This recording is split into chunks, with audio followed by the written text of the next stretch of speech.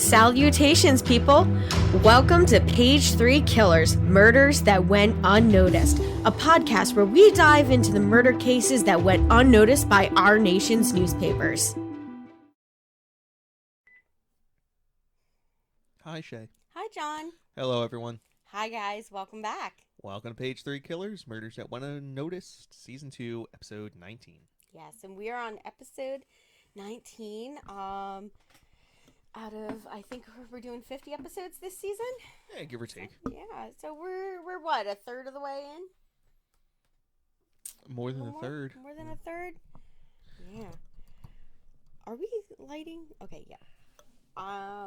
Yeah, so this week our episode is going to be pretty interesting, I think. Mainly because it happens during World War II. Boy, I wonder what our news section is going to be filled with. Yeah, some World War II stuff. And let me tell you, there's a shit ton of stuff that happens. I mean, because it's a war. So there's like all these historic battles and kings, leaving their thrones and shit like that. Countries being invaded. So what year is this? 1940. Oh, so World War War hasn't started yet. It's getting ready to start. Babe, this is World War II. Yeah, when did Hitler invade Poland? Yeah, this year. Yeah, it was 1940. Okay.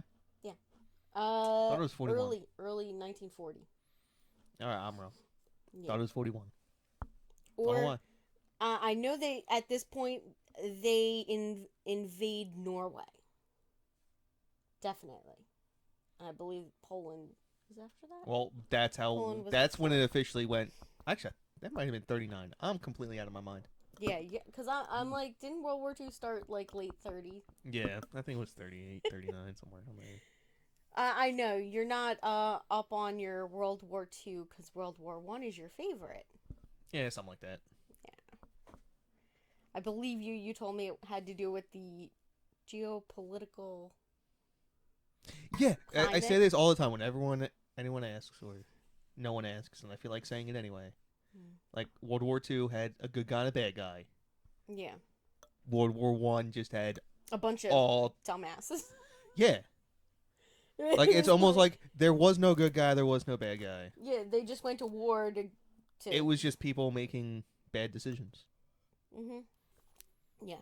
And then they decided Germany was the bad guy, and that's how we got Hitler. Yeah. So, ergo, World War I created World War II. Well, it created the people that would cause World War II. Yeah. So this week, our case is going to be in Ireland. We're going to be talking about the murder of Mary McCarthy, and I believe she went by a nickname Moll. Moll? Yeah. Thanks, babe. I was not sure on that. And just basically pretty much how the police convicted the wrong person. Yeah. And pretty much this case is unsolved. Technically. So, I'm looking ahead a little bit. This gentleman named Harry. Mm-hmm. But his real name's Henry. I know. Who does that? Irish? It's not like it's his middle name or anything. His name is Henry Gleason. Yeah, it was Henry Gleason, and then he goes by Harry. I don't know. It's like your name's Henry, and you're just like, you know what? This is a little too plain for me. I'm gonna mix it up a little bit. They call me Harry. That is probably the best voice you've ever made for me besides Leonard. All right.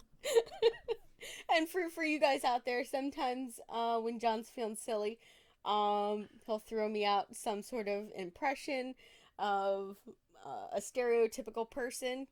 And one of them is a nerd named Leonard. The actually guy. Actually. And that would be Leonard right there, guys. So we're going to get into this case, but before we do that, let's talk about our patrons on Patreon. So I want to give a huge shout out to Ralunk, Chelsea Hargrett, and Stacey Fragale. Thank you guys for your donations on Patreon. We appreciate your support. If you guys out there want to support the podcast, you can hit us up on Patreon for as little as $1 a month. You can become one of our prime suspects. And if you guys can't do that, just remember to like, share, subscribe. Every view helps. Yeah. So let's get into the news. Now, our first one comes out of 1940. Is April 23rd, and that is the Rhythm Club fire at a dance hall in, oh my God, Natchez,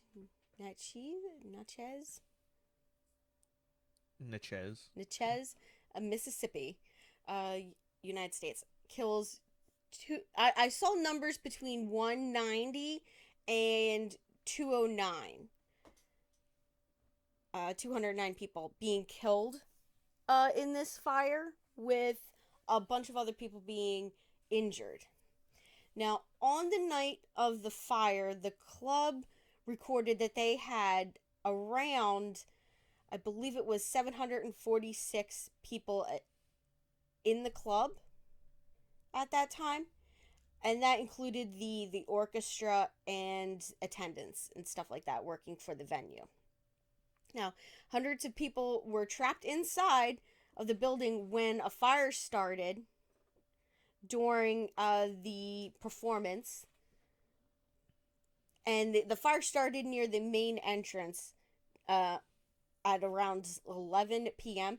Now, the problem was that all of the windows, after I read up on this, all of the windows, 23 of them were nailed shut.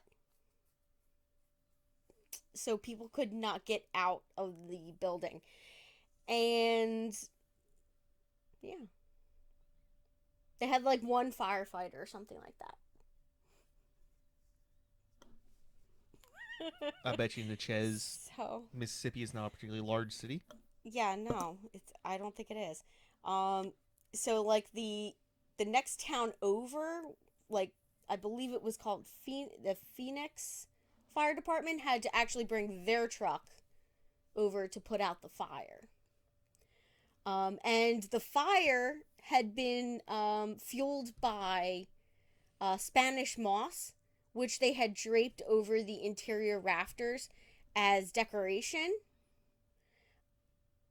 which like acted as an accelerant, because to make sure that there were no bugs in the decorative moss, it had been sprayed with a petroleum-based insecticide.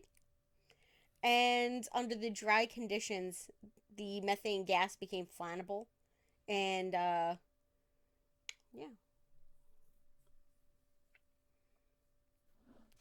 So, yeah. It was, I believe this fire was the second most deadliest fire up until the 2000s, when it became the fourth. They, like, moved down 2 slots. The White Line fire? Yeah. So it slid down a little further. So, but it still remains one of the deadliest fires in the United States. So you want to read the next one? Neville Chamberlain resigns as Prime Minister of the UK and is replaced by Winston Churchill with Coalition War Ministry. Yes. And the British invasion of Iceland happens that same day, following the German invasion of Denmark and Norway to prevent a possible German occupation of the island. Yep.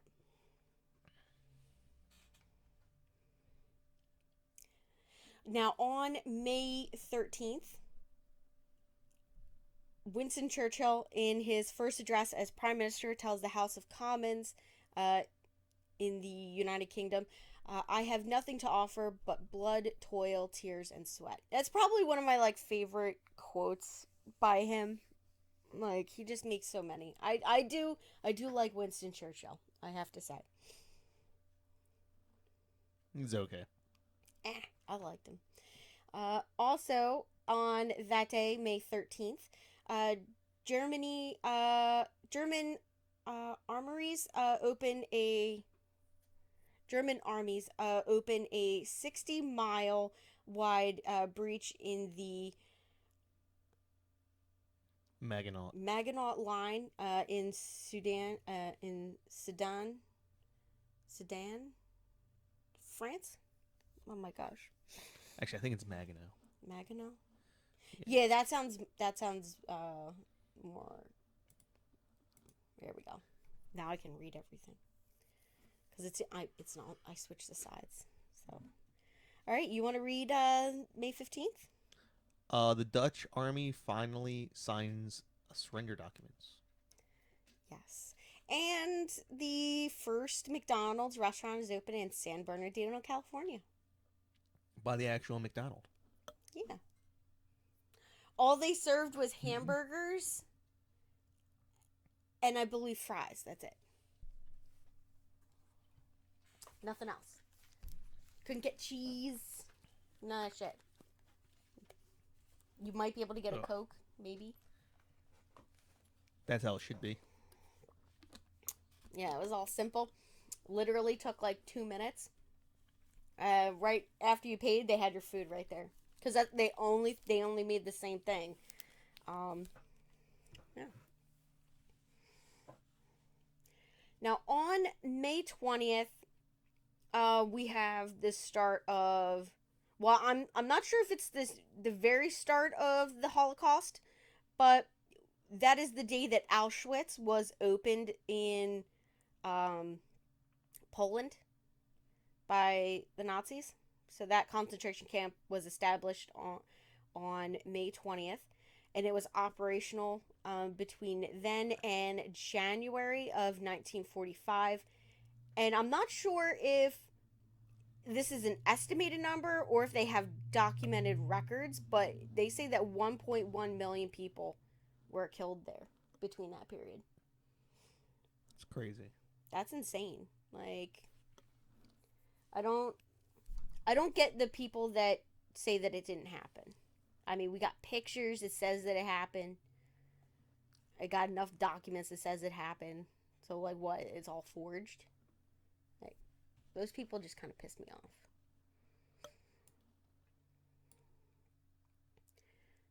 You want to read the next one? The Dunkirk evacuation of the British Expeditionary Force begins. Yes. And that was May 26th.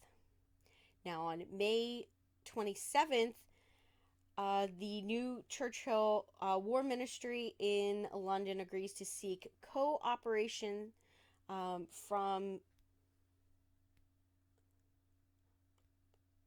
All Ireland Council. I have no idea. I'm not even gonna attempt to pronounce the name of that. I feel like I'm gonna butcher it. Irmin de Villar. Valara? And the creation of an all Ireland Council during the present emergency. And I believe around this time is basically when the British government just takes control of everything, like people's like property and everything to support the war effort. So yeah. And then on the 1st of June, we have the sale of the neutralist Derry Journal in Northern Ireland is prohibited for 4 days. I'm pretty sure they shut that down because they didn't want them. They wanted to go to war, and they couldn't have the public. Yeah. They needed the public on their side. Exactly. All right, and then on June 4th, we have the Dunkirk invasion ends. The British and French navies, together with large numbers of civilian vessels from various nations, com- uh, complete evacuations of 300,000 troops from Dunkirk, France, to England. That's crazy. That's a lot of people. How do they have that number? Like, Well, how long did it last? yeah, like how? I mean, it lasted what, 8 days, Yeah, 9 days. yeah, that's a lot of trips. Mm. All right, now one of my favorite speeches. Me and John were just talking about this. I have a ton of like, I love Winston Churchill's speeches. They're very like, I don't know, moving. But Sure. yeah, I like his speeches. He was a very good speechwriter from, you know. So this is like one of my favorite ones that he gives on June 4th. Winston Churchill tells the House of Commons of the United Kingdom, "We shall not flag or fail. We shall fight on the beaches, on the landing grounds, in the fields, and the streets. We shall never surrender." I mean, yeah, I like that speech. Like, it's like my top favorite. I'll have to listen to it. Yeah. They do a really good version of it. In The King's Speech. No, the King's Speech. It would be That's the speech that the I King know. King George gives. Winston Churchill does not give one in there. Oh, okay. Um, but there's actually a film that they did a few years ago about Winston Churchill during this time period, because people were concerned because he was an older gentleman. They didn't think that he had the stamina to support the United Kingdom during the war. Um, and this speech sort of like is where like he was at the lowest point in terms of his service to the country, where he felt that he was failing. And he does this speech, and it just rallies everybody, back to fighting the war. So yeah. The next one I know you would love. So on June 16th, the Sturgis motorcycle rally is held for the first time in Sturgis, South Dakota. Yeah, at least someone's having fun at this time. I know. Oh man. Yeah, well, our entire country was not in the war. I mean, well, we were about to be, right? When was Pearl Harbor? What year was that? I suck at this. I suck at World War II. I don't know, 40 or 41. End of 40. Well, you would have it in this if it was 40. Yeah, I So it didn't must see have it been in 40. 41. I think it was 41, yeah. So pretty much we were not in the war at this time yet. I believe Canada joins up. They start fighting with Italy at this point. Uh, and that's when they join, and then we join after them. Of course, we join late, and then we bring it to a close. It is how they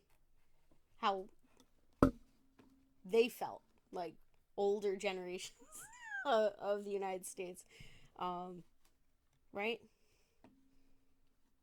Yeah, I guess Like so. yeah.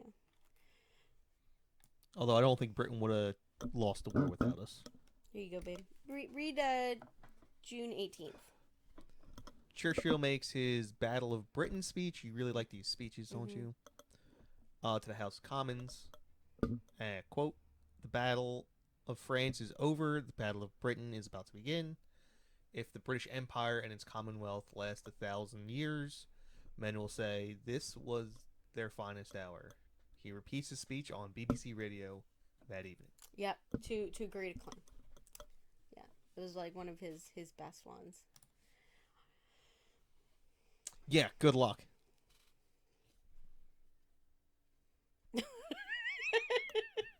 Oh my gosh. Oh, so basically Talasich?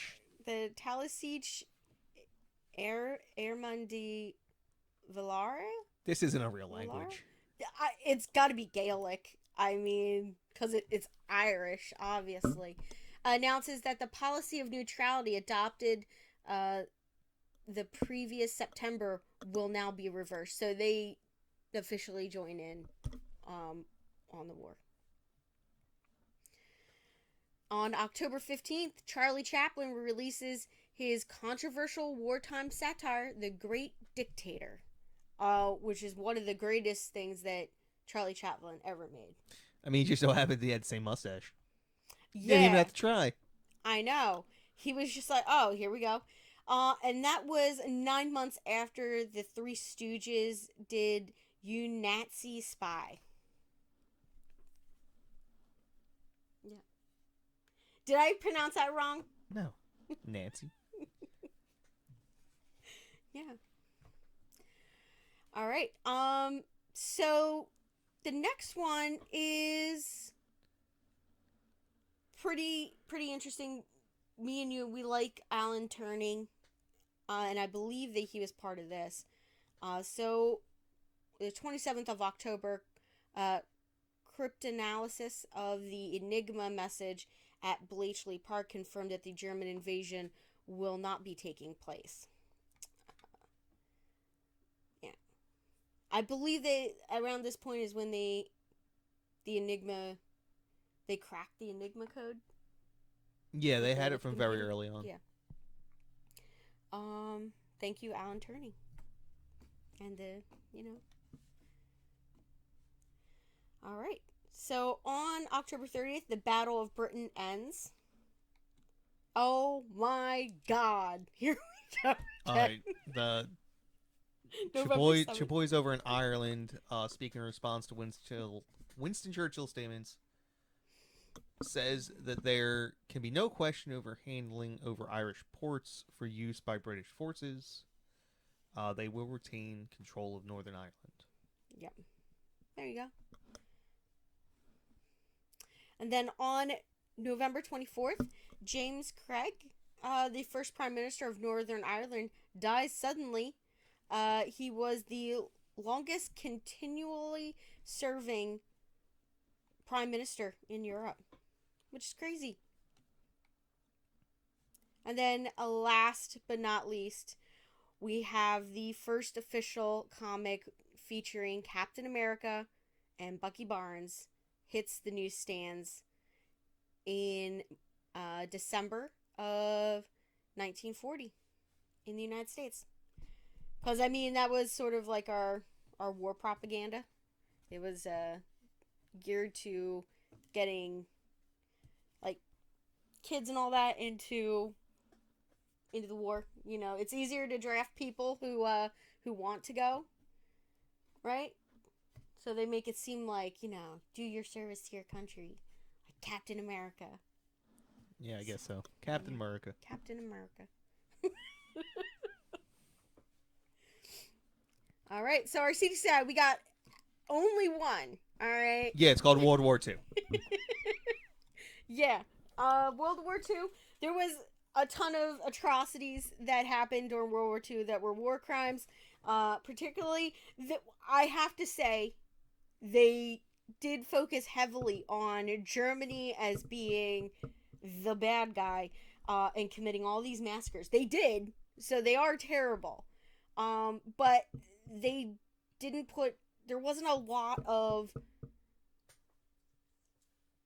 Are you trying to be a Hitler apologist right now? No. What I'm saying is that I have to say that the rest of the world did abide by the Geneva Convention and didn't massacre evacuating troops that were had surrendered. Germany did. They there was like 2 or 3 massacres where they just executed. So what you're saying is you're pro concentration camp? No. Well, you wanted concentration camps instead of them killing them, right? No. This is called modern politics. My God.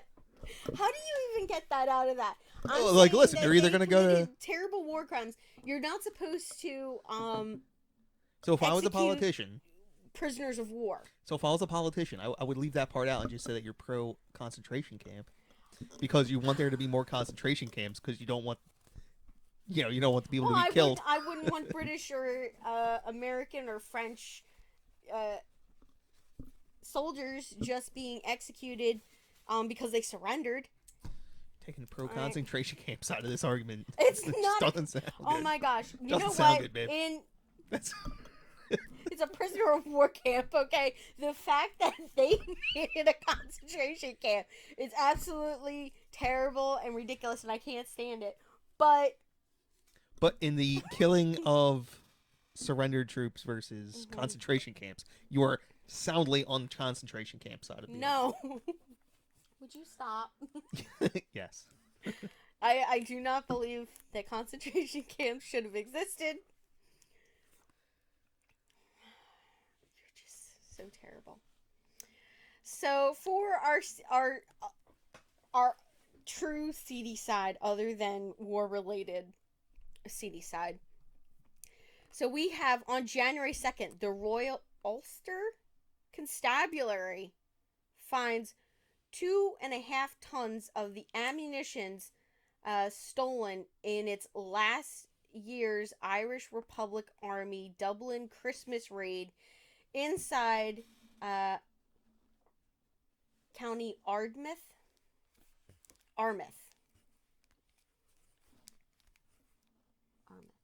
I guess. Yeah, I think that's Armagh. I can't pronounce Irish. Yeah. So my guess is it was stolen back by the Irish Republic. So that they could continue on. Yeah.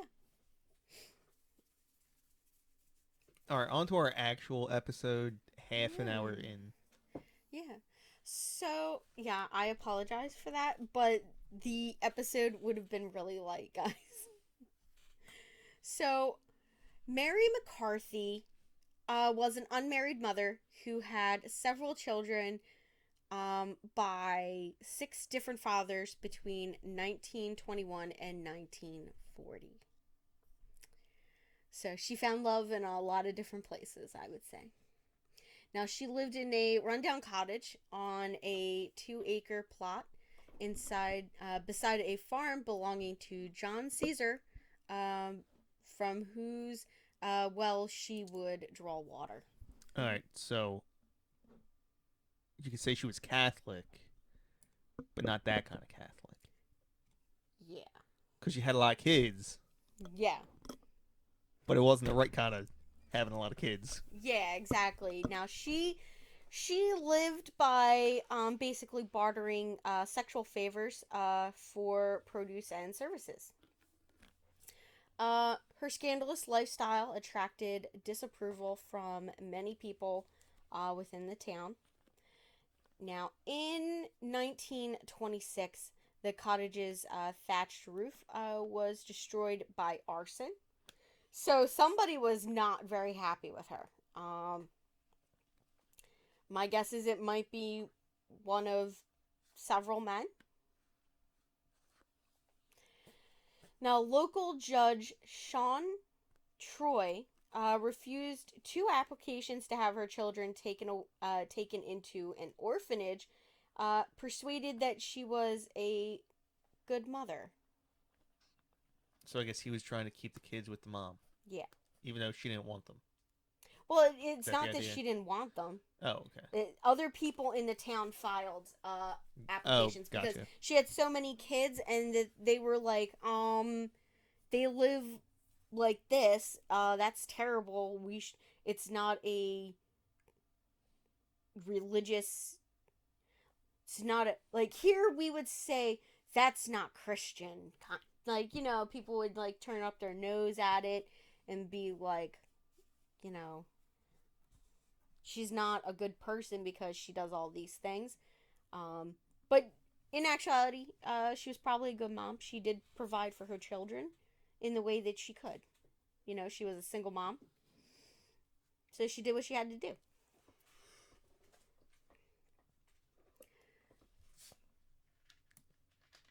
So Harry Gleason was John Caesar's nephew by marriage and worked on the farm for him.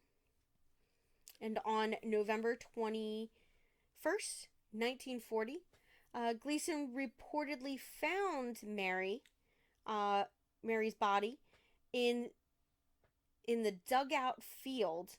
That's in quotation marks, guys, by the way, of his uncle's farm. There were 2 apparent gunshot wounds to her face. Now, the Garda, that's the Irish police force, babe, just so you know, arrested Harry Gleason on November 30th, claiming that he was the father of Mary's youngest child, who had recently died in infancy.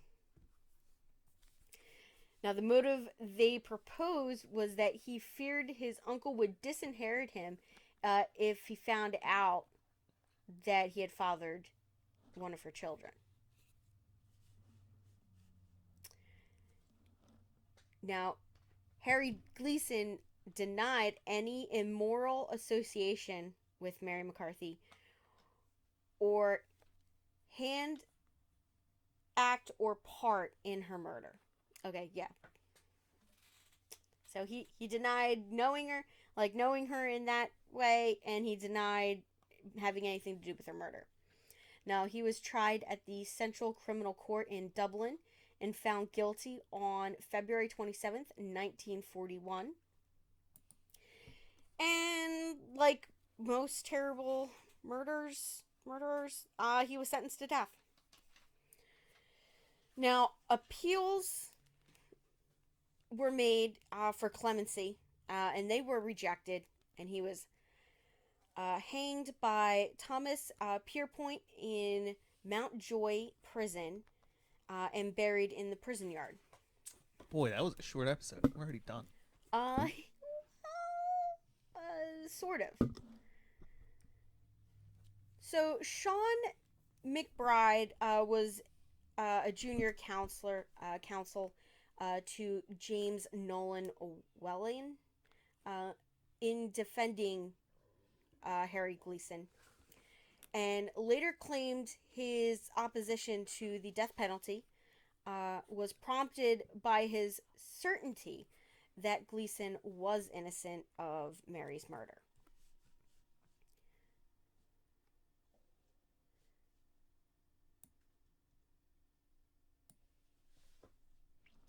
Farcical. Yes. The farcical trial of Harry Gleason, privately published by Gleason's friend Bill O'Connor in the 1980s, maintained that Gleason was framed. Now, the book spurred historians and lawyers, and lawyer Marcus Brooke, to write Murder in Marlhill, published in 1993, which offered evidence of Gleason's innocence.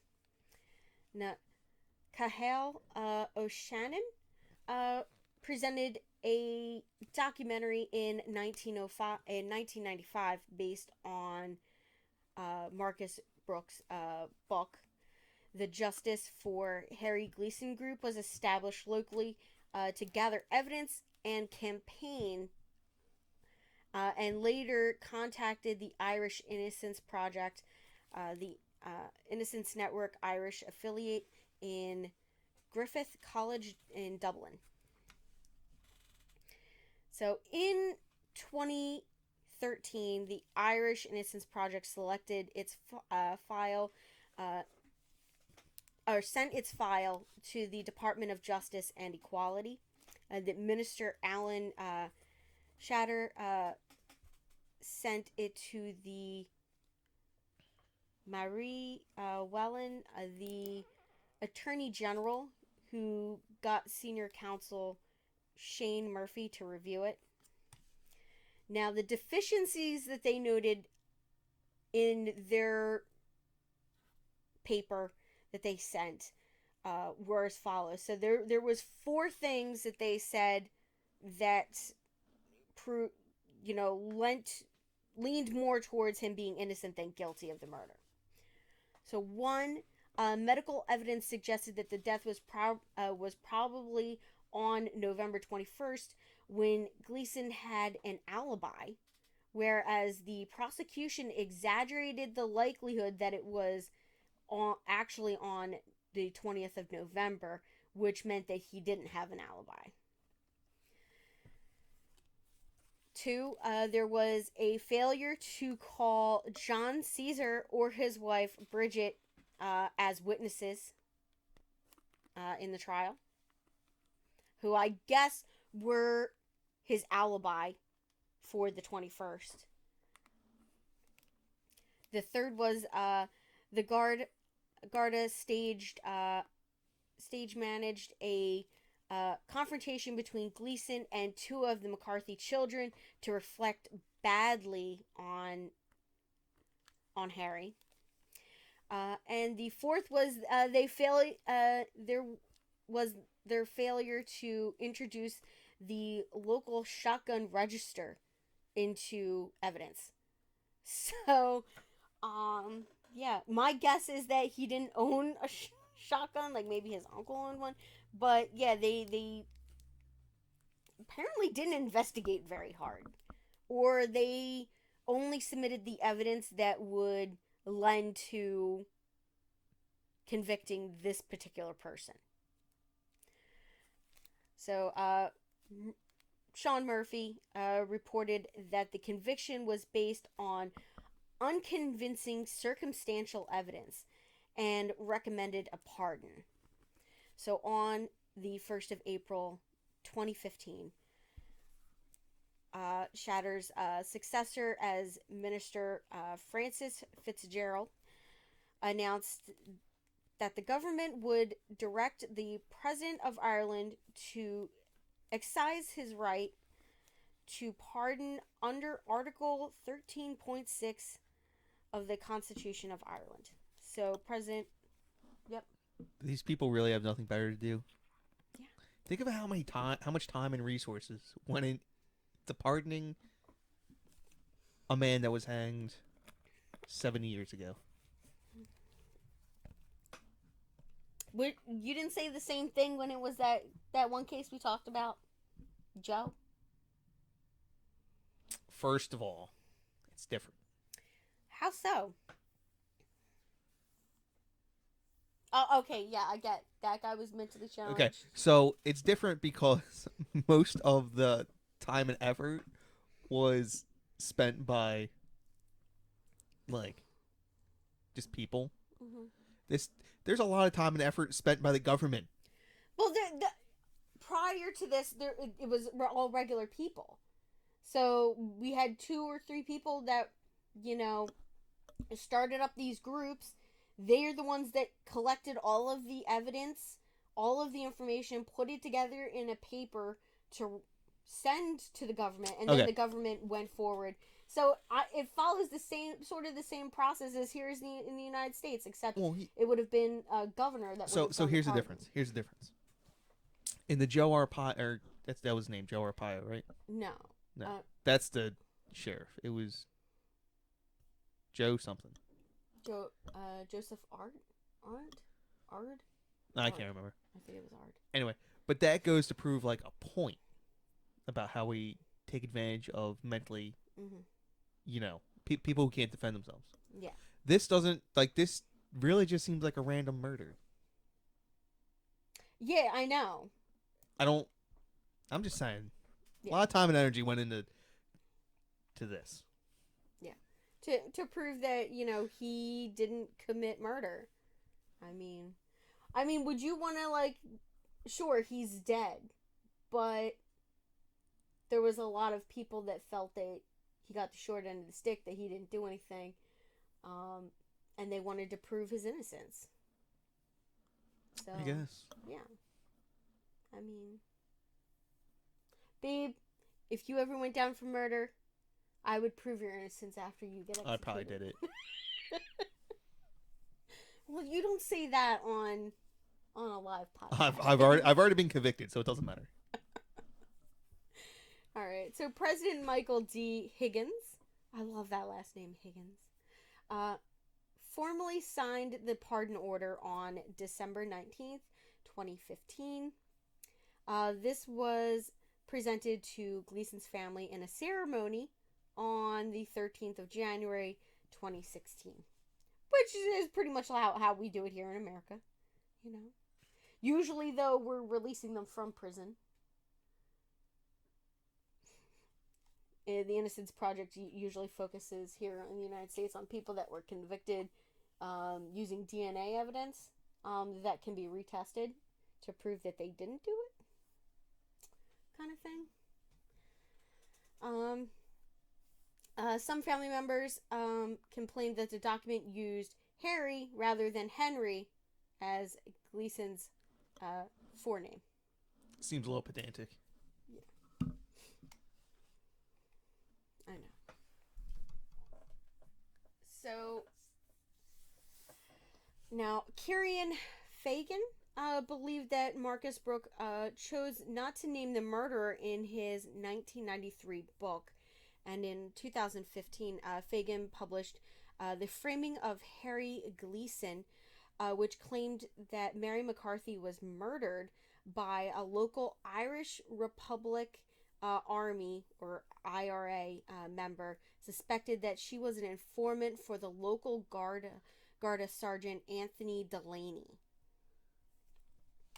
Now, Fagan suggested that Sean McBride's past as an IRA chief of staff prevented him following up this angle. Yeah. So I know that that IRA stuff is like you don't talk about it kind of thing in Ireland. I know where there's an IRA bar if you want to go. Really? Yeah. Here? Yeah. Where? Don't worry about it. Is it Gleason's? No. Yeah, Gleason's. No. We do have a pub or a bar here. We don't call them pubs. Don't worry about it. Move on. Okay. Yes. So it's got some interesting. I'll say it this way: it had some interesting posters inside. Really? I'm gonna have to go. All right. All right. You're gonna. Whoa. Where did you find? Don't worry about it. Just move on. Now, other possible culprits mentioned by. Oh my gosh. How do you even pronounce that last name? Brendan O. Cathaware? Cathaware? Or Catawar? In 2001 were the Garda or the father of her 7th child. The real father of her 7th child. Now, Fagan's book caused controversy by naming the alleged fathers of McCarthy's children, many of whom were married. Of those, he alleged that one was involved in the murder and the others knew that Gleason was innocent, but were content to have the scandal of their relationship to the victim kept hidden. So I guess none of them came forward to lend a hand in getting this guy not put in jail or executed. Now there has been several, films and stuff like that based off books and a film based off of this true story. So there was a novel, We Are Seven, which was written in 1955. This novel was based on Mary McCarthy's life. Was written by Una Troy, daughter of the judge Sean Troy, who had kept McCarthy's children with her. Now, in 1958, there was a film adaptation called She Didn't Say No. That was banned by the Irish film censor for immorality. That sounds... that you could not get away with the name of that now. Oh, absolutely. Yeah. Now, thanks to the European initiative, a season of classic films, the of the association. Oh my god, Cinematics Europeans, yeah. basically. The film had been digitized in early 2021 and made possible to release online with an introduction to the film's preservation history. I want to watch it. Yeah, maybe we will. And then last but not least, Carlo Gieber. Giebler? Giebler? Like the Uh, Giebler elves. oh, that's Keebler. Yeah, I know. Giebler in 2011, his novel called The Dead Eight is based on this murder. Yeah. So I know we got two light cases in a row. I feel kind of bad, but maybe there'll be some extra content like I did last week at the end. So we are going to close out this episode with a bye. Bye. Bye, guys. See you next week. Hey, guys. Since this episode this week was a short one, I decided to add some extra content on here. So I found a couple of more cases out of Ireland that you guys might find interesting. So one of the cases that I saw was the KERRY babies case, and that of course happens in Kerry, specifically White Strand Beach in Kerry, in Curry. On April 14th, 1984, they found the body of a newborn baby boy washed up on the beach. He was found with 27 stab wounds and a broken neck.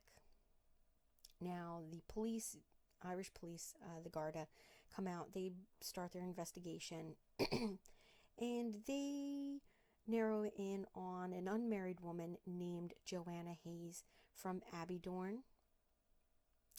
Now, she had recently been pregnant, but people in like the town and everything was like, yeah, but we haven't seen a baby, you know? So they bring her in for an interrogation, and after this interrogation, she basically claims that her baby died shortly after she gave birth, and that she buried the baby on their family farm.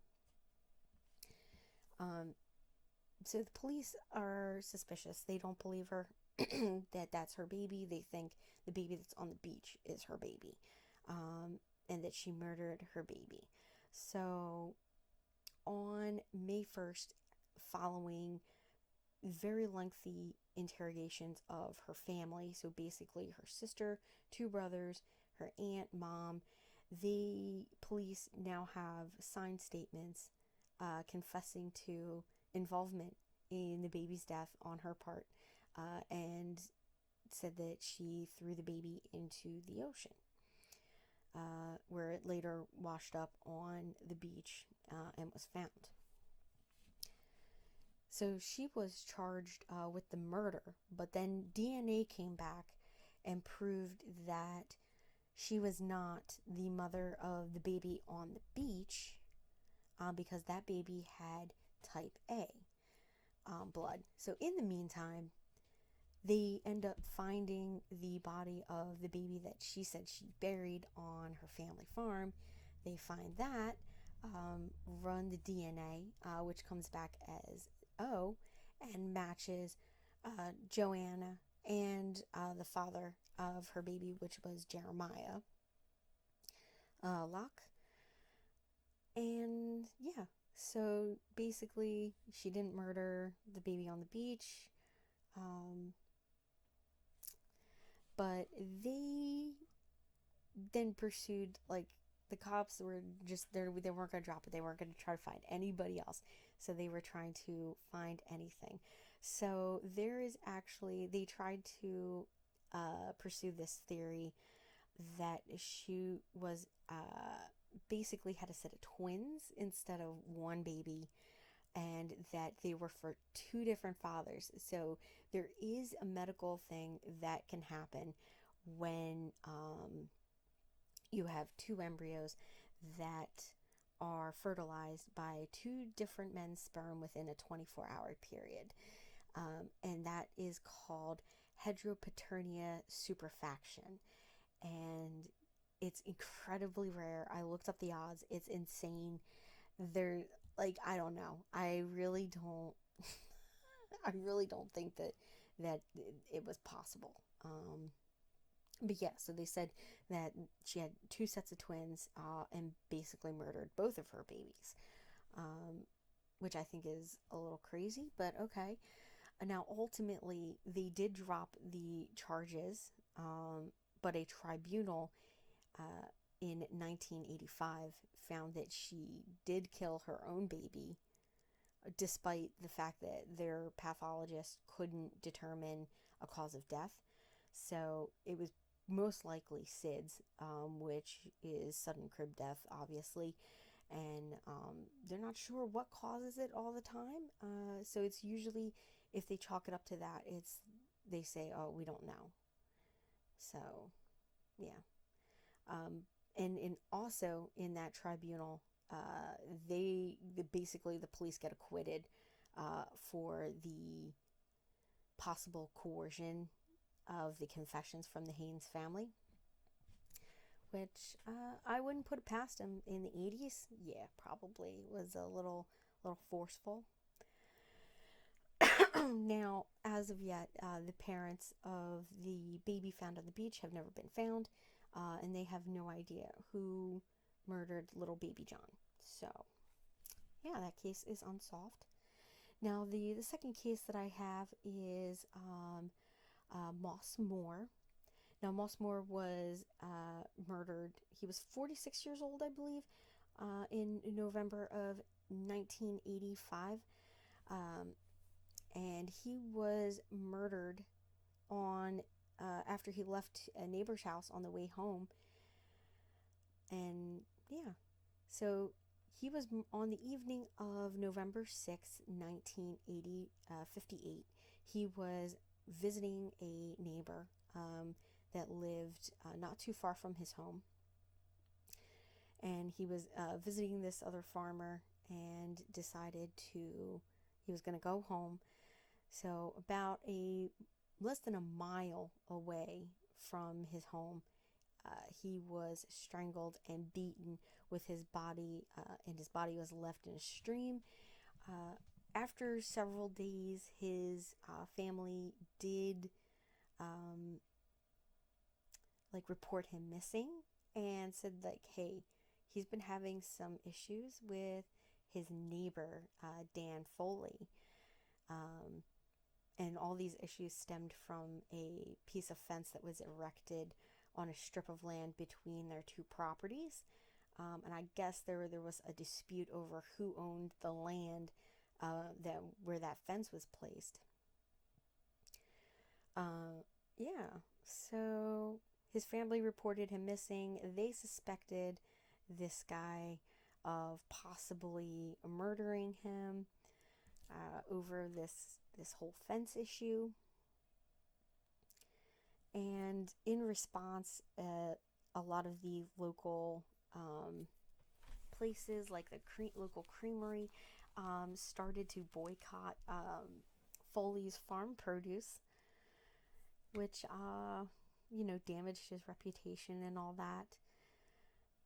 But yeah, he was never, there wasn't enough evidence to indicate that, or secure a conviction for his murder. Yeah, so that one was like pretty cut and dry. And then I see here that, Dan Foley struggled after, all of this. He was like basically shunned by his family and friends because his name couldn't be cleared because they couldn't go to trial because they didn't have enough evidence to convict him. So his name was never cleared. And Dan Foley dropped dead 4 years after the murder. his nephew John maintained that his uncle was innocent. Uh, and yeah, so that case was pretty interesting. And the last one I have is the murder of a Galway taxi driver named EILEEN Costello-O'Shaughnessy. And she was murdered on November 30th, 1997. Ending During the end of her shift, she contacted the depot after 8 p.m. to say that she had a fare in Claregalway, 10 miles north of the city, and it was the last time that they heard from her. Now, the following morning, her body was found on a country road known as Tinker's Lane. The mother of two had been found beaten to death, and basically her skull was shattered just from the brutality of the attack on her. Now, her taxi was spotted abandoned on the outskirts of Galway around 9 p.m. the previous evening, about an hour after she had last contacted